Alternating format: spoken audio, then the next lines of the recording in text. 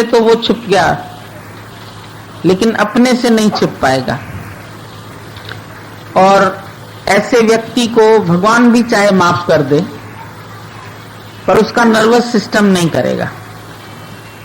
जो कुछ उसने किया, किसी की टिकट चोरी किया, किसी का क्रेडिट कार्ड चोरी किया है, किसी का मोबाइल किया है, किचन में वहां जो बड़ा रूम है उसमें सब लोग सामान रखते हैं और सबका विश्वास है कि ऐसी जगह पर आकर के हमारे साथ गलत नहीं होगा। 12 और 4 के बीच में जब गहरी नींद में लोग सोए हैं, उसी समय ही किसी ने मौका देख के ये काम किया है।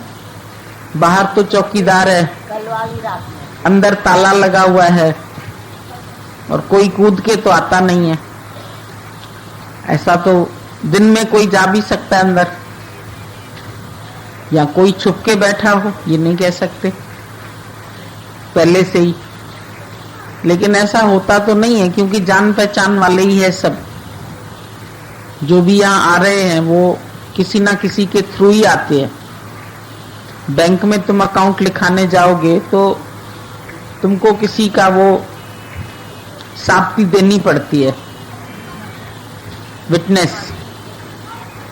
जब तक कोई तुम्हारी विटनेस नहीं देगा तब तक बैंक में अकाउंट नहीं खुल सकता। तो यहाँ पर भी हम सबको उनको बुलाते हैं जो जिनका कोई विटनेस होता है। हमारे अंदर तो इतना सरल भाव है, ये लोग उधार पे सामान ले जाते हैं तो भी महीने में 2 महीने में वापस करते हैं पैसा, तो हम विश्वास रख के ही तो दे देते हैं। कोई 1000 का सामान ले गया, कोई 2000 का ले गया, कोई 5 का ले गया, तो बिना विश्वास के तो नहीं देते। तो ये तो तुम गुरु के विश्वास को भी हर्ट करते हैं। जो तुम्हारे में विश्वास रखता है, तुम्हारे में भी भगवान का भाव रखता है, तो जरूरत है तुम हमसे मांग लो। तुम यहाँ की पेमेंट नहीं कर सकते, हम तुमको ऐसे ही खिला सकते। कभी कभी किसी को मजबूरी होती है, नहीं होता है उसके पास। ऐसे नहीं कि सबको खिलाएंगे, नहीं तो फिर हमको भीख मांगनी पड़ेगी गवर्नमेंट से, उतना काम नहीं करते हैं। लेकिन ऐसे चोरी करके और खाना या हजम करना, उससे किसी का लाभ नहीं होगा। आगे चल करके उसको अपने कर्मों की सजा अंदर वाला ही देगा। वो जिस काम के लिए आया है, ज्ञान सुनने के लिए, जीवन बनाने के लिए, तो वो अपना जीवन बिगाड़ देगा। मैंने कहा नहीं, तुम बताना चाहते हो मैंने चोरी की, तो वापस सामान में रखाओ, कहीं छोड़ दो। जैसे मेरा मोबाइल चोरी हुआ, 14 दिन बाद यहाँ कोई पीसीओ पे रख के चला गया। मालूम नहीं किसने चोरी किया कमरे से, और फिर यहाँ छोड़ गया 14 दिन बाद। तो ऐसे ही कर लें, कुछ भी कर लें, अपना पश्चाताप कर लें। ये अंतःकरण की शुद्धि वो हरेक को स्वयं करनी है। गुरु तो केवल तुमको आगाह कर सकता है, बता सकता है, बोल सकता है। तुमने जिसकी चोरी की उसके पास फिर भी लाखों रुपए हो जाएंगे, लेकिन तुम्हारे पास कुछ नहीं रहेगा। एक बार एक चोर था, उसका जो बेटा था, उसने देखा मेरा बाप कोई बिजनेस तो करता नहीं है और रहता भी जंगल के बीच कहीं झोपड़ी ओपड़ी बना के रहता है, तो क्या कोई काम नहीं है? तो उसने अपने पिता से पूछा, सारा दिन तो आप बैठे रहते हैं, रात को तो बच्चा सो जाता था, उसको मालूम नहीं पड़ता था। तो बोला आप कोई काम नहीं करते? बोला करता हूं। अब बेटे से तो सच बोलेगा। बोला करता हूं। बोला क्या काम करते हैं? बोला चोरी करता हूं। कहां से चोरी करते हो? राजमहलों से करता हूं, अमीरों के यहां से करता हूं, रास्ते में किसी की पॉकेट मारता हूं, इस तरह से चोरी करता हूं। तो बच्चे ने बड़ी करुणा हुई उसको, बोला ये आप क्यों करते हैं ऐसा काम? किसके लिए करते हैं? बोला तुम ही लोगों के लिए करते हैं। बोला हम लोगों को पढ़ भी नहीं सकते, किसी स्कूल में दाखला नहीं मिलेगी कि चोर का बेटा है वो भी चोरी ही करेगा, वो शहर में रह नहीं सकता, किसी समय भी पकड़ा जा सकता है, न पढ़ाई कर सकता है, न शहर में रह सकता है, न रोशनी में रह सकता है, अंधेरे में रहता है। तो बोला जिनके घरों से आपने पिताजी चोरी की उनके यहां तो फिर भी बत्ती जल रही है, उनके यहां तो फिर भी महफिल सजी हुई है, फिर भी वो अपने प्रारब्ध में खुश हैं। लेकिन हम कहां खुश हैं? हमारी तो कोई प्रोग्रेस नहीं है, हमको अंधेरे में ही रहना पड़ता है, अनपढ़ होके ही रहना पड़ेगा। तो तुम क्या हमारी जीवन बनाते हो? चोरी करके पेट भरना। तो इतनी करुणा से उस बच्चे ने कहा बाप को, उसके अंदर में भी ये ख्याल आ गया, बोला सच तो कह रहा है मेरा बेटा, मैं किसके लिए करता हूं? तो उसके पास जितना सामान था, राजमहलों से चोरी किया, कहीं से भी किया, उसने अपने को सरेंडर कर दिया राजा के आगे। मेरे को माफ करना, मैं चाहे सजा दो या माफ करो, तुम्हारी मर्जी है, लेकिन मैं अब तक ऐसे कर्म कर रहा था और आज मेरे बेटे ने मेरे को जागृत किया है। आज के बाद मैं कोई ऐसा काम नहीं करना चाहता। राजा को बहुत खुशी हुई, उसको करुणा हुई उसके ऊपर, अच्छा लगा। उसने बोला तुम प्रॉमिस करो इसके बाद तुम ऐसा काम नहीं करेंगे। तो उसने अपने राजमहल में ही उसको चौकीदार बना के रख दिया, काम दे दिया, एक घर दे दिया, बेटे का एडमिशन करा दिया, इतनी तनख्वाह दी कि वो घर में अच्छी तरह से खा सके, चल सके।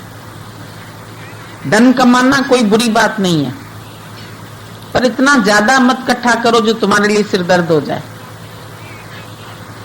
जितने में तुम्हारा गुजारा होता है उतना काफी है, भगवान तुमको चलाता रहेगा। लेकिन अधिक इकट्ठा करके मर जाओ, पीछे से झगड़े छोड़ के जाओ। पीछे से क्या छोड़ते हैं? बुढ़ापे में माँ बाप को ही तंग करके मारते हैं बच्चे, हमारा हिस्सा लाओ, हमारा हिस्सा लाओ, हमारा हिस्सा लाओ। तो अधिक माया भी किस काम की है? जो झगड़े ही डलवाती है। फिर विल करके जाएगा, इसमें इसको इतना हिस्सा, इसका इतना हिस्सा, इसका इतना हिस्सा। तो माया मनुष्य को सुख नहीं देती है, दुख देती है। जो अविवेक से चलते हैं, हम तो कमाएंगे, हम तो चोरी करेंगे, हम तो ऐसे खाएंगे, किसी को क्या पता। पर जितना वो करेगा उसका दूसरे तरफ से निकल जाएगा, या बीमारी आ जाती है उसके घर में, या उसी के ही घर में डकैती पड़ जाती है, या कोई मर जाता है उसके ऊपर खर्चा हो जाता है, या कभी उसका खुद का ही हाथ पैर टूट जाता है। बताते हैं हमको लोग कि हमारे ही कर्म का फल है, हमारे ही झूठ का फल है, हमारे ही चोरी का फल है। असंख्य गलवट हत्या कमाए, असंख्य कुड़ियारी कूड़ कर जाए, असंख्य चोर हरामखोर, गुरु नानक साहब ने भी लिखा। असंख्य ऐसे लोग हैं, पर उससे क्या मिलेगा? एक चप्पल चोरी कर लोगे, एक मोबाइल चोरी कर लोगे, 10-20 हजार चोरी कितने दिन खाओगे उसमें से? और जिंदगी ऐसे ही तुम्हारी कर्म बनाते बीतेगी। कभी तुम्हारे ऊपर कोई ट्रस्ट नहीं करेगा, कोई विश्वास नहीं करेगा। एक दिन कर लेगा, दूसरे दिन नहीं करेगा। नौकर नौकरी करते रहते हैं, ईमानदारी से चलते हैं, तो मालिक उसको कभी नहीं निकालता है। लेकिन अगर वो गलती करता है तो मालिक उसको भगा देता है और फिर उसको काम भी नहीं मिलती है। क्योंकि आजकल तो नौकर भी जो रखते हैं, उनका फोटो, उनकी चीजें, उनका बायोडेटा, उनको इससे पहले कहां काम किया वो दिखाओ तब नौकर रखते हैं। नहीं तो ये नौकर भी बुढ़ापे में मार के उनको घर में धन वन चोरी करके लेके जाते। तो ये सब कर्म अज्ञान के है। और सबका कंप्यूटर जो ये यहां बैठा है उसको चित्रगुप्त हम लोग बोलते हैं। गुप्त में चित्र बनाता है, अंदर ही अंदर। और जब कभी कंडीशन आती है तो तुमको भूली हुई बातें सब याद आ जाती। बचपन में भी कभी कोई पेंसिल चुराई होगी, कोई रबर, है तो सब चोर, ऐसा तो हम नहीं बोलते कोई चोर नहीं है। भगवान की अमानतें भी अपनी मान के बैठे हैं, तो ये भी एक चोरी ही है। तो ये असंख्य चोर वक्त वक्त पर प्रकृति तुम्हारी परीक्षा लेती है। जो तुम्हारी प्यारे से प्यारी वस्तुएं हैं वो तुम्हारे से छीन लेती है, तुमको शारीरिक कष्ट मिलते हैं, फिर रोते हैं भगवान कौन से कर्म का फल दे रहे हो मेरे को। तो भगवान क्या बताए तुमको कौन से कर्म का फल दे रहे हैं। तुम ही अपना अगला पिछला हिसाब जांच लो, कहीं ना कहीं तुम्हारी भूल से ही तुमको ये मिला होगा। तो अपने अपने आप के चेकर बनो, चाकर नहीं बनो। चेक करो अपने को, अपनी कॉपी खुद चेक करो। क्या तुम्हारे से कोई गलत शब्द निकला? क्या कोई गलत कर्म हुआ? क्या तुमने किसी का दिल दुखाया, टाइम वेस्ट किया? आज 1 घंटा 30-40 लोगों का वेस्ट हुआ, माना 30-40 घंटे वेस्ट किए। ये भी कोई अच्छा कर्म तो नहीं। तो आए किस काम के लिए हो, कर क्या रहे हो? हम तो तुमको अपना दोस्त समझ के अपने घर में भी रहा रहे। तुमने तो नहीं खरीदा कुछ भी, कोई प्रॉपर्टी। अपने ही घर खोल के हम तुमको दे देते हैं, भाई रहो तुम इसमें। ऊपर भी रहते हैं, इधर भी रहते हैं। तो तुम विश्वासघात करेंगे तो पीछे हमको भी तुम सबको होटल में ही भेजना पड़ेगा। जाके होटलों में रहो, जाके धर्मशालाओं में रहो, धक्के खाओ। हम क्या करें? हम तो सोचते थे तुम लोग धक्के नहीं खाओ, तुम्हारा समय बच जाए और तुम बैठ के आपस में भी सत्संग की बात करो, ज्ञान की बात करो। लेकिन उसके बजाय अगर तुम गलत काम करेंगे तो वो तुमको लज्जित करेंगे। अपने आप से तुम शर्म खा जाओगे, अपने से आंख नहीं मिला पाओगे, गुरु से आंख नहीं मिला पाओगे, गुरु से बात नहीं कर पाओगे ठीक से, और सत्संग आने का भी कोई फल तुमको नहीं मिलेगा। यहां पर बैठने का भी कोई शांति, कोई आनंद, या तो आते ही इसी मकसद से हैं कि यहां सब सीधे इंसान रहते, चलो हम भी घुस जाते हैं इसमें, थोड़ा पैसा दे के रहेंगे, ज्यादा पैसा चुरा लेंगे, बात बराबर हो जाएगी। कितने तरह के विचार। तो अंदर के विचारों को जानो, पहचानो और अनकॉन्शियस होके नहीं जियो, बेहोशी में मत जियो। जो कुछ भी कर्म करते हो वो मन वचन कर्म से शुद्धता का कर्म होना चाहिए। गीता में भगवान ने बोला शुद्ध अंतःकरण। जिसका अंतःकरण शुद्ध है वहीं पर मैं बैठता हूं, उसके हृदय में मैं विराजमान हो जाता हूं। क्योंकि सफाई चाहिए, सच्चाई चाहिए और सफाई चाहिए। मन अपने दी करो सफाई, फिर देगा प्रीतम दिखाई। अखियां अपनी खोल लो खोल, तेरा प्रीतम वसदा खोल लो खोल। तुम्हारा प्रीतम तुम्हारे बहुत नजदीक है, पर उतना ही नजदीक मन भी है। जितना नजदीक भगवान बैठा है उतना ही नजदीक तुम्हारा मन भी बैठा है। विवेक तुमको बोलता है गलत करते हो, मन बोलता है तुमको सही करते हो। कोई भी कर्म, एक ये नहीं हम बोल रहे, लेकिन दिन भर में कितने कर्म तुम्हारे से होते हैं जिनमें तुम सावधान नहीं रहते। तुम अपने को सही करते जाओ, दुनिया में सब सही दिखेगा। अपने को बनाते जाओ, अपना मूड सही रखो, अपना आनंद अपने पास रखो, अपने मन वचन कर्म से किसी को कष्ट नहीं दो, बल्कि तपस्या में रहो। अभी कल गर्मी थी तो सभी तपस्या कर रहे थे, सुबह से आके जल्दी जगह घेर के बैठे थे, 4-5 घंटा सबको बैठना पड़ा। तो ये भी एक तपस्या है, मन की भी तपस्या है। मन मेरा विषयों में नहीं जाए, मेरा मन विकारों में नहीं जाए, मेरे मन में कभी अहंकार नहीं आए, मैं कुछ कर रहा हूं, मैं बहुत सियाना हूं, मैं सत्संग करता हूं, मैं लोगों को सुनाता हूं। ये अभिमान तुम्हारे अच्छे से अच्छे कर्मों को धो देगा। निष्फल, जिस पेड़ पर फल ही नहीं लगते, निष्फल हो जाता है। चाहे तीर्थ करो, तप करो, दान करो, पुण्य करो, पर मन में धरे गुमान, अंदर में गुमान रखते हैं, अपने में अभिमान रखते हैं।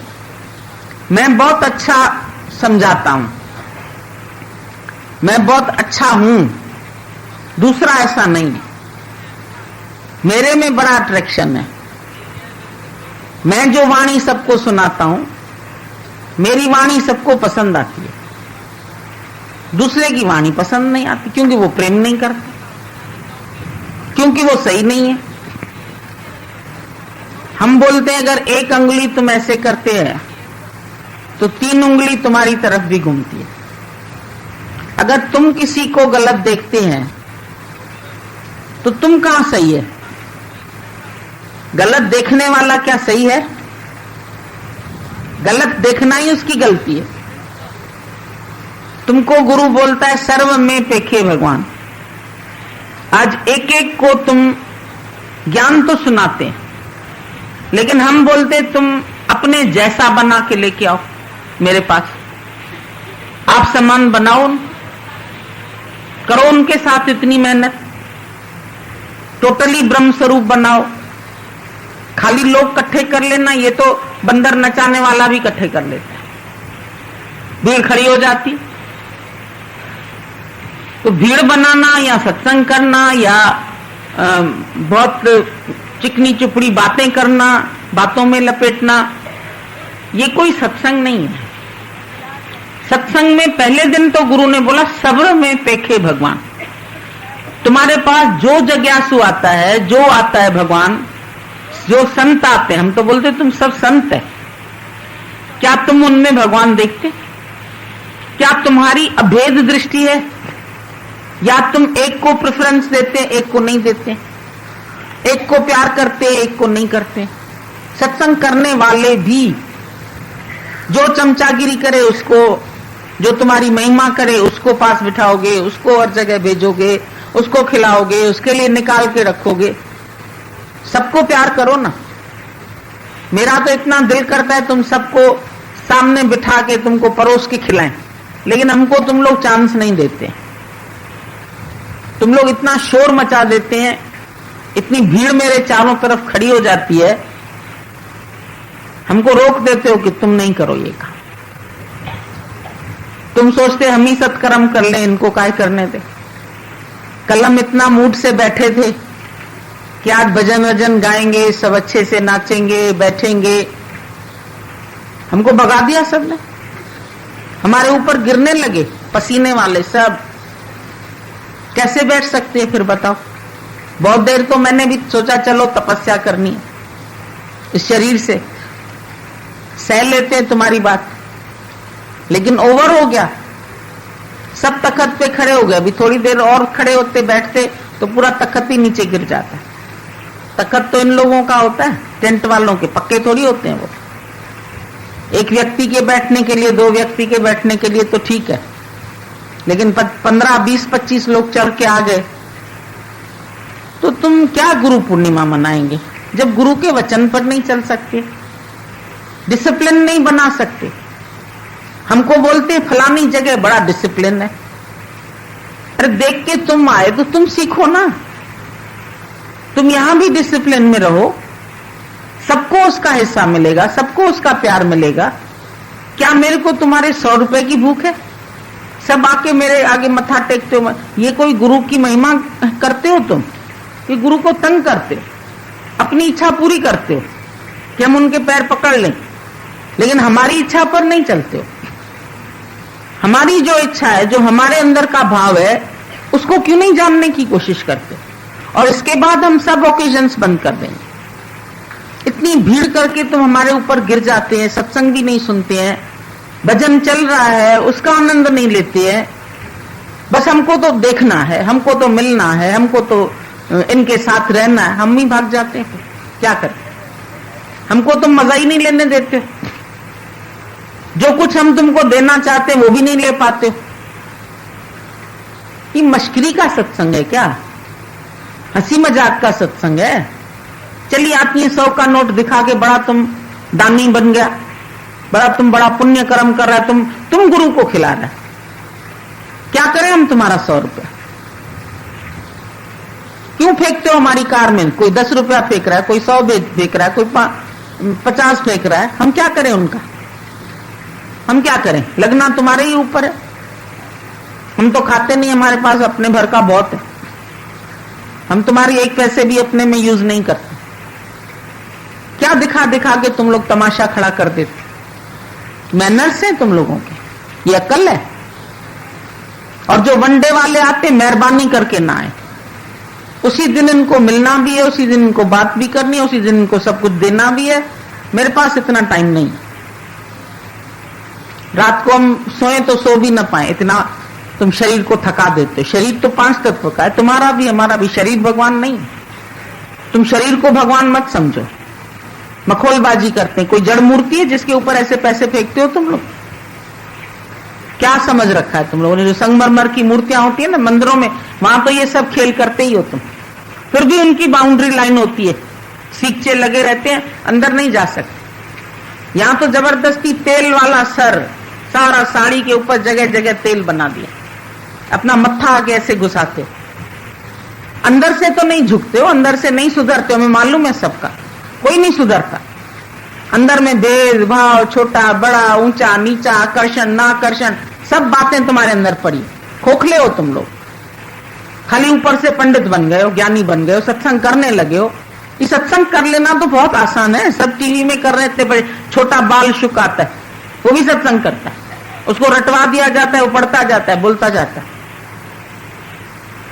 इतना छोटा बच्चा सत्संग कर सकता है तो कौन सी बड़ी बात है? तुम ओरेटर बन गए, सत्संगी बन गए, लेक्चरर बन गए, फिर ऊपर से निष्कामी हूं मैं, निष्काम। कोई निष्काम नहीं। तुम अपने शिष्यों से कुछ नहीं मांगते हो, प्यार नहीं लेते हो उनसे तुम खुश नहीं होते हो। जब तुमको उनसे कोई खुशी नम चाहिए, तुम्हें चाहिए उनसे वाह चाहिए, तुमको उनका प्यार चाहिए, कौन से तुम निष्कामी हो बताओ? क्या निष्काम करते हो सारे दिन में? बिना कामना के सत्संग करते हो। एक दिन तो तुम्हारी निंदा हो जाए, तुम सत्संग छोड़ दोगे। अपने अपने वालों को हरेक पूछता है, ये मेरा, ये मेरा, ये मेरा। कहां निकला तुम्हारा मैं और मेरा? कहां तुम्हारे मन पर प्रहार हुआ कि कोई मेरा नहीं है, मुझे नहीं चाहिए कुछ, दुनिया का कोई सुख नहीं चाहिए? दी तिलांजलि तुमने सुखों को, सबको सुख याद है अपना। नहीं, आपका तो बड़ा तप है, हमें नहीं प्रशंसा चाहिए, हमको भट्ट लोग नहीं चाहिए। हम तो सत्संग में गुरु महिमा बहुत कर, मत करो गुरु महिमा, अपनी महिमा करो आत्मा की। क्यों गुरु महिमा करते हो? कि तुम्हारी भी लोग गुरु मान के तुम्हारी महिमा करें। दादाजी ने बोल दिया था, एक औरत प्लेटफॉर्म पर आई उतारने, दादाजी के ऊपर हार डाल दिया। दादा ने ऐसे हार उतार के उसे मुंह पे मारा। दादा तो खूब क्रोध करते। अब हम सोचते क्रोध करके अपना बीपी हाई करें, मरो जाके तुम लोग, भोगोगे तुम, हमको क्या करना, जो करेंगे सो बरन। दादा ने बोला ये रन बदमाश आई है, इसको शिष्य बनाने हैं, ये आज मेरे को हार चढ़ा रही है इसीलिए क्योंकि बाद में ये भी चढ़वाएगी। और देखा, प्रत्यक्ष देखा, उस औरत ने यही सब किया, अभी तक चल रहा है। अभी तक वो यही कारोबार उनका सारा अंदरूनी चल रहा है। अपनी एक वो बना लेती है मंडली, जैसे ये लोग ले आते हैं अपना गाने वाले बजाने वाले, देखते हो ना टीवी में, संत लोगों की अपनी पूरी एक मंडली होती, कोई झांझ बजाता है, कोई हारमोनियम बजाता है, कोई ढोलक बजाता, बहुत है दुनिया में ढोलक बोलक बजाने वाले। अपना अहंकार छोड़ने वाला कौन है? किसने अपना अभिमान छोड़ा? तुम बताओ, तुम एक कर्म भी करते हो और तुम्हारे अंदर में अभिमान नहीं आता है? वैष्णव जन तो तैने कहिए, जो पीर पराई जाने रे। तुमको दूसरे की पीर अपनी पीर लगती है? दूसरे का दुख तुम्हें अपना दुख लगता है क्या? औरों का सुख दुख अपना सुख दुख समझा है क्या? दीनों का मित्र बना, दीनों का लघुपन बदला है। कोई तुम्हारे पास लघु बन के आता है, भजन गाते हो, लघुपन तुमने बदला, उसको महान समझा तुमने। नौकर आया, उसको नौकर देखा, महान तो नहीं देखा, भगवान तो नहीं देखा। सत्संगी आया, तुमने उसको भगवान तो नहीं देखा। तुमने देखा ये क्यों आया मेरा टाइम खराब करने, हमारा नींद का टाइम, हमारा सोने का टाइम, हमारा घूमने का टाइम, हम धक्के क्यों खाएं? धक्के खाने, दूसरा कोई बेचारा निष्कामी, जाओ जाओ गुरु के पास जाती हो ना, धक्के खाती हो ना, बड़ा ज्ञान हो जाएगा, बड़ा अहंकार करते हो। अरे कोई आ रहा है तो उसको प्रोत्साहन दो, उसको ऐसे करके टोक के निकाल देंगे सत्संग। कोई ज्ञान है क्या ये? इसको तुम लोगों ने है सत्संग में जो कड़वाहट निकालनी है वो मुंह से बक बक के निकाल देते, कड़वाहट निकाल रहे हैं, सत्संग नहीं बोल रहे हैं। टांटिंग करना, ताना लगाना, बातें करना, घर के तुम्हारे सत्संग के लोग, शहर के लोग आके हमको बताते हैं कि इस तरह से हमारे ऊपर तानाशाही चलती है लोगों। कई लोग मेरे से बात करने में डरते हैं कि हम आपसे बात करेंगे, वो अगर देख लेगा हमको तो वहां पर हमको पूछेगा ही नहीं, फिर हमें तो रहना उन्हीं के साथ है। पानी में रह के हम मगर से बैर कैसे करें? अजीब हालत है। गुरु से मिलाने में भी भय, कोई गुरु के पास आए तो भी वो उनसे डरे जो वो लोकल सत्संग कर रहे हैं। वो कहेंगे तुम्हारी हिम्मत कैसे हुई मेरे से बिना पूछे वहां जाने की? मेरे से पूछ के जाया करो। अरे भाई आपके गुरु के पास ही गए, क्यों गए? अजीब हालत है। ये तपस्या है तुम लोगों की। खबरदार जो मेरे शहर में मेरे सिवाय जाओ। तेरा शहर कहां से है? तेरे बाप ने तेरे को लिख के दिया है तेरा शहर है? किसने लिख के दिया है तुम लोगों को? आज तुम्हारी बदली हो जाए तो तुम दूसरे शहर में चले जाओगे, ट्रांसफर हो जाए तो तीसरे में चले, बिजनेस नहीं चले तो चौथे शहर में चले जाओ। वो तुम्हारा सत्संग है क्या? तुम्हारा एरिया है? मेरे एरिया के दूसरे एरिया में, अरे भगवान कब देखोगे? मेरे को तो कष्ट होता है सुन के, बहुत दुख होता है अंदर से। तुम लोगों की इन बातों से हम बहुत दुखी हैं। आपस में प्यार नहीं है।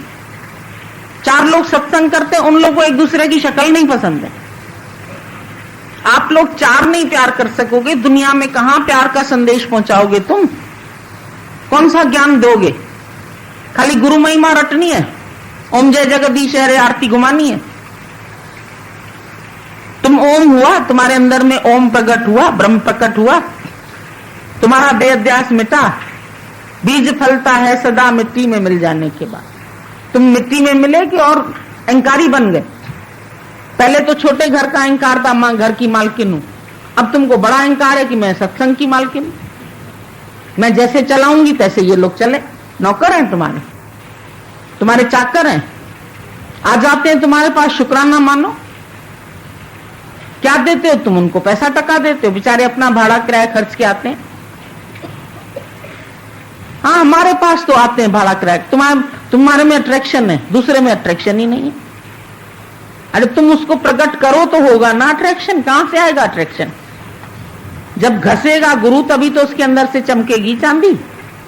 कभी तुम्हारे चांदी के बर्तन काले पड़ जाते हैं, घिसते हो तो बनते हैं ना, कैसे बनते हैं? पॉलिश कराते हो उनके ऊपर। तो जो आया है उसके अंदर है तो सच, पर गुरु को तराशना पड़ता है, या जो जहां सत्संग कर रहा है वो उसके पास जो आते हैं वो गुरु भाव रख के ही आते हैं बेचारे, और उनको हर्ट करते हैं आप लोग। बोला तुम किसी भी व्यक्ति से यदि द्वेष करते हो तो मुझ अंतर्यामी से कर रहे हो द्वेष। भगवान ने गीता में लिखा है, पढ़ना जाके। तुम उससे द्वेष नहीं करते हो, मुझ अंतर्यामी से द्वेष करते हो, मुझको नहीं देखते हो। वहां पर कबूतर मार आया क्योंकि किसी ने नहीं देखा, मैंने मार दिया कबूतर। दूसरे बच्चे ने बोला अरे कबूतर तो देख रहा है, तुम गलत कर्म करते, तुम्हारा मन तो देख रहा है, कबूतर की आंख देख रही है, तुम्हारी आंख देख रही है। गुरु ने कहा जहां कोई ना देखे, तो तुमको तो गलत काम करने में डर नहीं लगता है। अपने कर्मों को साफ रखो, ये तुम्हारी तपस्या है। अपनी वाणी जो बोलते हो, मन में किसी का इमेज रख के मत बोलो। एक सत्संग में तो पूरे घर की बातें कर देते, जो अंदर का साड़ निकालना होता है, जलन, वो सत्संग में बक देते, फिर वो दूसरी जो है वो उसके लिए बकती। क्या ये कोई सत्संग हुआ? लोग बोलते हैं हम लोग को वहां बैठने का ही नहीं मन करता, एक दिन उठ जाएंगे सब सत्संग से, कोई नहीं बनेगा। इसके लिए बड़ी सच्चाई चाहिए ज्ञान के लिए। नकल तो गुरु की 1 मिनट में बंदर की तरह कर लोगे। कल को तुमको भी कोई 100 रुपया रख के पैर छुएगा, बोलो हाँ गुरु जी को भी तो छुआ, अरे हमको चाहिए था क्या, ये तो देखो, हम तो तुम्हारे मुंह पे मार देंगे फेंक के, हमको क्या करना है तुम्हारे से। तुमको इच्छा होगी, लालच होगी, डर लोगे। बीच में किसी को देते हैं पैसे, वो 10-20 हजार अपने बिजनेस में कोई लगा देता है, कोई कहीं, अरे तुमको फलाने ने, वो फिर हमको फोन करते हैं हमने इसको दिया। अब हम क्या बोलें किसी को, हम नहीं बोलते। दिया है नहीं दिया उसने, या उसकी अंदर वाला कॉन्शियस वो जाने। अपने पर खर्च कर रहा है, किस पर खर्च कर रहा है, उसकी गत मत वो जाने। तुम साफ होएंगे तुमको अच्छा लगेगा, तुम नहीं होएंगे साफ तुमको नहीं अच्छा लगेगा। पर तुम यहां आते हो बनने, तो हम आज बोल रहे हैं। ये बातें हम रोज नहीं बोलते हैं, हमको बोलने की भी जरूरत नहीं है। पर आज सुबह सुबह ये बात देखी तो अंदर में आया कि इंसान अपना जीवन बनाने के बजाय क्यों बिगाड़ रहा है, क्यों समय बर्बाद करता है, सबका अपना भी करता है, दूसरे का भी करता है। कम से कम सत्संग में आकर के तो सत्य से जुड़ जाओ। सत्संग, एक दूध होता है उसमें हम इतनी सी दही डाल देते हैं, रात को दही का संग मिलते सारा दूध दही बन जाता है। इतनी सी दही रात भर साथ रहती है तो पूरा दूध बदल जाता है। अरे तुमने इतना भी गुरु का वचन उठाया होता तो तुम भी बदल जाते। चेंज, अपने को चेंज करो। भक्ति तन की मन की, कैसे भक्त बेचारा कैसे निमाणा हो जाता है, नम्रता आ जाती। मेरे साहेब तू मैं मान निमाणी, गुरु नानक साहब ने कैसे भजन लिखा, तू मेरा साहेब है और मैं निमाणी हूं, तू मेरा मान है, तू मेरा पति है, तू मेरा सब कुछ है, तू मेरा मालिक है, मैं निमाना हूं। यहां निमाने की एक्टिंग नहीं चाहिए हमको, पर जहां रहते हो वहां चरण धूल तेरे जन की हो। वो जन तुम्हारे पास गुरु की वजह से आ रहे हैं, गुरु की वाणी है तुम्हारे पास, गुरु का प्यार है तुम्हारे पास, वो लेने के लिए आ रहे हैं। वो कोई तुम्हारा नाम सुन के कीर्ति करने के लिए नहीं आ रहे, तुम्हारा सिमरन कराने आ रहे हैं, तुम्हारी स्थिति बनाने आ रहे हैं। गुरु ने तुमको ये बोला निष्काम कार्य जो है वो तुम जाकर के सब में बांटो। हे अर्जुन, जो मेरा ये ज्ञान मेरे प्यारे भक्तों में बांटता है उस जैसा प्रिय मेरे को कोई भी नहीं है। और तू निष्पाप है अर्जुन। अर्जुन को बोला तू निष्पाप है। जो अंदर से निष्पाप होगा ज्ञान असर उस पर करेगा, नहीं तो असर भी नहीं करेगा। अपने अंतःकरण को साफ करो, अपने मन को साफ करो। घरों में लड़ाई झगड़ा कर रहे हैं और सत्संग की गद्दी पर चढ़ के व्यास की गद्दी पे सत्संग कर रहे हैं। घर में बहू सास की नहीं बन रही है, सास अलग सत्संग करती, बहू अलग सत्संग। ये भी कोई तरीका है? एक ही जगह पर वो वहां सत्संग कर रहा है, वो वहां सत्संग कर रहा है। क्योंकि आपस में विचार नहीं बन रहे हैं। गुरुजी हम तो नहीं बना पाएंगे विचार, हमको छोड़ दीजिए, हम अपने ही एरिया में करेंगे, हम नहीं जाएंगे किसी से मिले। मिलने में अपने को अहंकार का मौत होता है, काय को मिले। यहां तो आएंगे 4 दिन, बोले गुरु के आगे नम्रता करके, प्यार करके, प्रशंसा करके चले जाएंगे। तुम सोचते हैं तुम्हारे वाइब्रेशंस हम तक नहीं पहुंचते क्या? अंधे तो हम भी नहीं है, गुरु को भी अंधा नहीं होना है। तुमको भले अंधविश्वास रखने की आज्ञा है, पर गुरु को अंधा नहीं बनना। गुरु जाके अंधले तो चेले सत्यानाश, सबकी सत्यानाश हो जाएगी। वो सब तुमको गलत रास्ते पर फेंक देंगे। गलत रास्ता बताने वाला कितना दोषी हो जाता है। कितने किलोमीटर गाड़ी उसको चलानी पड़ती है गलत रास्ते पर। तो ज्ञान तुम्हारे फायदे की चीज है, तुम्हारे आनंद की चीज है। तुम अपना जीवन बनाओ, अपने को नहीं बनाओगे। हम तो अभी तक भी रोज यही सोचते हैं। हमसे लोग बोलते हैं तुम कैसे इतनी शांत, मैं कहती हूं मैं अपने को ही बना रही हूं। हमें मालूम है इन लोगों के साथ ही हमको जीना है, तो हम अपने मन को बना लेते हैं। हमें मालूम है आज सारा दिन मेरे को ये जगाएंगे, हम अपने को प्रिपेयर कर लेते, बेटा जाग ले, कोई बात नहीं, रेस्ट नहीं करनी, आज का दिन नहीं करनी है। मालूम है इतने सब प्रेमी आए, नहीं करनी है रेस्ट। हम अपने को ही ठीक करते रहते, हम दूसरे को ठीक करने के लिए नहीं बैठे, क्योंकि हमें रहना है इन्हीं के साथ ही। हमारा जो अपना धर्म है वो हम नहीं छोड़ सकते। जब बिच्छू अपना धर्म नहीं छोड़ सकता डंक लगाने का, तो हम अपना धर्म कैसे छोड़? हमको गुरु ने जहां बिठाया है, हम आज दिन तक बैठे हुए। गीता भगवान के मुख से वाणी निकली, भाई लखनऊ नहीं छोड़ना, नहीं छोड़ा तो आज लाल बन गए लखनऊ में इतने सारे, लालों लाल हो गए सब। बीच बीच में गए कहीं कहीं शहरों में, जहां जहां मेरे को अपने गुरु का नाम करना था, वहां हम कैसे भी रहे, छोटे घरों में भी रहे, बाथरूम छोटे थे, कैसे भी था, उस टाइम चल गया, शरीर चल गया। महीना महीना भर भी रह गए कि हमारे ही गुरु का नाम हर जगह प्रकट हो। दुनिया के कोने कोने में ये ज्ञान का झंडा झूले। गीता भगवान के लिए हमको बहुत अंदर में आता था, क्योंकि उन्होंने बहुत मेहनत की, जिंदगी भर पूरा शरीर ही कुर्बान कर दिया तपस्या में।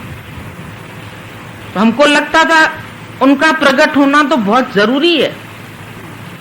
जिसने अपनी पूरी लाइफ सैक्रिफाइस कर दी, शादी करके शादी के झंझट में नहीं फंसे।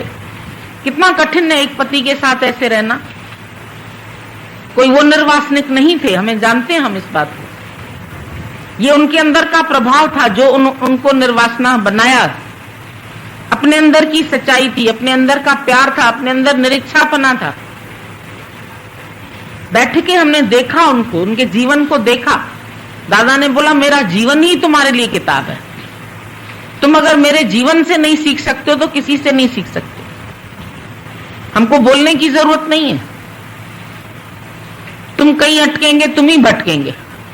हमारा काम है तुमको इशारा देना, पर तुम अगर इशारे भी नहीं समझोगे तो फिर जो तुम्हारी गति होनी है वो होगी। हम क्या कर सकते हैं? अपने को जानो। हम तो तुम्हें अपने स्वरूप को नहीं जाना तुमने, और जो अपने को जानेगा वो नेचुरली दूसरे को भी भगवान करके देखेगा। अगर तुम ये कहते हो कि मेरे को इसमें भगवान नहीं दिखता है, इसका मतलब तू भी भगवान नहीं। ये थर्मामीटर है। अगर तुझे कोई व्यक्ति दिख रहा है, अगर तुझे कोई गलत दिख रहा है, अगर तुझे कोई छोटा दिख रहा है, कोई बेवकूफ दिख रहा है, तो तुम भी बेवकूफ हो। As you know me as I am so shall you be. अगर तुमने भगवान को ज्यों का त्यों जाना होता तो तुम भगवान हो गए होते। तुम किसी की पत्नी ना होते, तुम किसी का बच्चा ना होते, तुम किसी की औरत ना होती, तुम भगवान होती। अगर तुमने भगवान, हमने गुरु को जाना है, अरे गुरु को जान के तो गुरु का स्वरूप बन जाओ। करो प्यार सबके लिए, प्रेम बहने लगा हर किसी के लिए। तुम्हारे हृदय में गंगोत्री बहनी चाहिए। कितने साल मेहनत ली है गुरु की, गुरु की मेहनत को बर्बाद करना है? कितना उसने हम लोगों के लिए जान दी पूरी। कैसे शरीर से भी हमारे पास आते थे, गले में टॉन्सिल, शुरू में ही हम गए तो उनका गला ठीक नहीं होता, फिर उसका ऑपरेशन कराया, फिर बोला आवाज न चली जाए, तब एक व्यक्ति ने थोड़े से कैसेट में भजन भरे थे उनके, बोला आवाज न इनकी ऐसे हो जाए, पर भगवान ने रहम किया, आवाज अच्छी रही। तो कैसे शरीर से भी वो हमारे पास आते थे, बोलते बोलते खांसी आने लगती थी, 4-4, 5-5 घंटा आके सत्संग करते और कोई बात नहीं करते। कभी कभी तो खाना भी घर से नहीं खा के आते थे। सास को बोलते थे हमारा खाना वहां है, जो यहाँ इस घर में रहती थी वो कर्नल की मिसेस थी, तो उसकी सास खुश हो जाती थी, कर्नल ब्रिगेडियर के पास जाती है, हमारी बहू को सब मानते हैं, और खा के वहां से एक फुल्का भी नहीं आती। और यहां भी नहीं बोलते थे कि हम नहीं खाते। कभी कभार किसी को पता होता था तो वो हमको बता देता था, भैया आज खावा के नहीं आए। फिर जो होता था घर में, कभी सब्जी नहीं है तो पकोड़ा तल के उसके साथ फुल्का खा लिया। ऐसा भी हुआ, घर में कुछ नहीं है, नहीं सब्जी यहाँ आसपास कहीं कुछ नहीं मिलता था। अभी तो सब घर बैठे में कितनी सहूलियतें हो गई, हम तो यही देखते।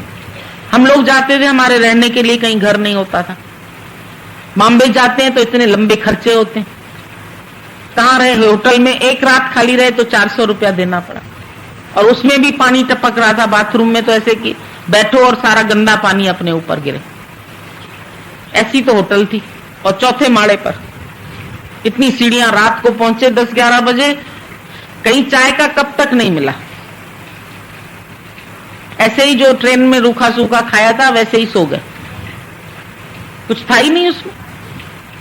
वो टूटा फूटा कमरा भी पता नहीं कैसे, नहीं तो सब बिजी होते हैं, कोई जगह नहीं। यहां तो हमको अंदर से लगा हम लोगों ने इतने कष्ट से, चलो ये लोग नस है, तुम आते हैं तुरंत तुम्हारे लिए चाय होती है, तुम्हारे लिए नाश्ता होता है, तुम्हारे लिए खाना होता है, तुमको थैंकफुल होना चाहिए एक एक मिनट में। हम तो आज दिन तक गुरु के थैंक्स कहते हैं, जो आज उसकी कृपा से ये सब बन गया। ये आसान नहीं काम था। हमारा तो पहले सर घूमने लगा जब किसी ने कहा ऐसे हाल बनाए। हमने बोला मेरे से नहीं होगा, हम नहीं कर सकते। हम किसी को नहीं कह सकते हैं कि पैसे तुम लोग इकट्ठे करो और सत्संग। दादा ने इकट्ठा करना सिखाया ही नहीं, पैसा लेना सिखाया, हम कैसे कहें। फिर हमने आखिर सोचा ये अपने ही लिए तो करेंगे, ऐसे अपने को बनाया। नहीं तो मेरे अंदर में एक पैसा भी किसी से शुरू से नहीं लिया। कहीं निष्काम में गए, कहीं गए, अपना ही खाना लेके जाते थे, अपना ही डिब्बा लेके जाते थे, अपने ही साइकिल पर जाते थे, ना किसी की कार इस्तेमाल की, ना किसी का कुछ किया। बसों में जाते थे, रिक्शाओं में जाते थे, नहीं पैसा होता था आधा पैदल करते थे, आधा रिक्शा करते थे। ऐसे नहीं कि बड़े ठाठ से हम, हमारे गुरु ने भी ठाठ नहीं लिया, गीता भगवान ने भी। वो बड़ी दोपहर में हमारे पास आते, और यहां से तब एक रिक्शा लौटने के लिए भी नहीं मिलती थी। जब वो जाने लगे तो हमको चौराहे पर जाके कोई रिक्शा करके आनी पड़ती थी, नहीं मिलती थी रिक्शाएं।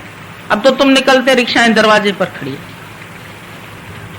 इतनी तपस्या उसकी, इतना मेहनत उसका, इतना ज्ञान, शुद्ध पवित्र ज्ञान।